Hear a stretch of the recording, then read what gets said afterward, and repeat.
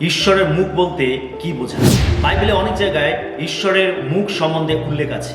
যাকব একটি জায়গার নাম রেখেছিলেন পনুয়েল, অর্থাৎ ঈশ্বরের মুখ। আদি পুস্তক 32 অধ্যায় 22 থেকে 30 পদে এই ঘটনার কথা উল্লেখ আছে। যাত্রা পুস্তক তার 33 অধ্যায় 14 এবং 15 পদে একটি ঘটনার কথা উল্লেখ আছে, যেখানে ইসরায়েল জাতি পাপ করেছিলেন আর তাদের পাপের জন্য ঈশ্বর তাদের সঙ্গে যেতে চাইছিলেন না। ঈশ্বর বলেছিলেন, আমি একজন দূতকে তোমাদের সঙ্গে পাঠিয়ে দেব, কিন্তু আমি তোমাদের সঙ্গে যাব না।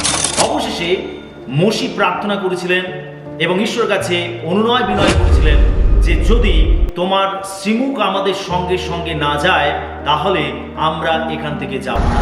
তার মানে ঈশ্বরের মুখ বলতে বোঝায় তার উপস্থিতিকে। যখন আমরা পাপ করি তখন আমরা ঈশ্বরের উপস্থিতিকে হারিয়ে ফেলি। যদি আমরা ঈশ্বরের সঙ্গে সঠিক সম্পর্কে থাকি, পবিত্রতায় চলি, তাহলে ঈশ্বরের মুখ অর্থাৎ তার উপস্থিতি আমাদের সঙ্গে সঙ্গে থাকবে।